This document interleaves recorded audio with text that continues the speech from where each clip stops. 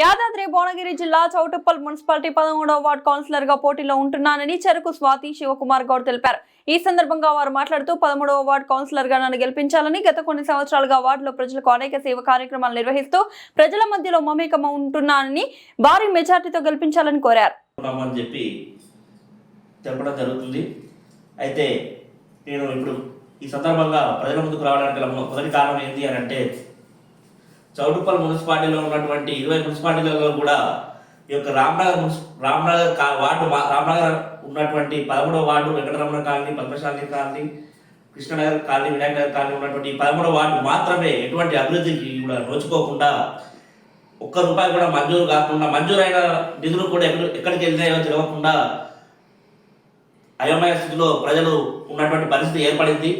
మీరు చూసినట్లయితే ఎక్కడా కూడా ఒక అండర్ గ్రౌండ్ డ్రైనేజీ లేదు, కొత్తగా చేపట్టినటువంటి ఒక్క సీసీ రోడ్డు నిర్మాణం కూడా లేదు. ఇండ్ల మధ్యలోనే విపరీతమైనటువంటి మురికాలువ కంప చెట్లతోటి ప్రజలకు ఇబ్బంది కలిగించేటువంటి వాతావరణం మనకు అడుగడుగునా కూడా కనిపిస్తూ ఉంది. ఉన్నటువంటి ప్రభుత్వ నిధులను వినియోగించుకోకుండా వాళ్ళు నిర్భయంగా ఉంచడం వల్ల ఆ నిధులు వేరే వాళ్ళకు మళ్ళించినటువంటి పరిస్థితి కూడా మనకు వాటిలో ఏర్పడింది. ఇక్కడ పద్మశాలి కాలనీలో అయితే అండర్ గ్రౌండ్ డ్రైనేజీ అప్పుడప్పుడు 20 ఏళ్ల క్రితం వేసారు.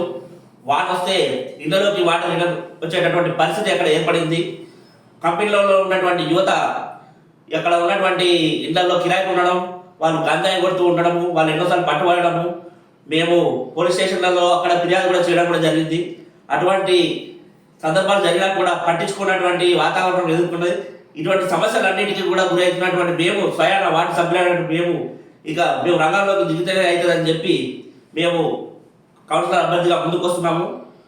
మీరు ఆదరించి మాకు ఓటు వేసి గెలిపిస్తారని చెప్పి ఈ సందర్భంగా కోరుకుంటూ ధన్యవాదాలు.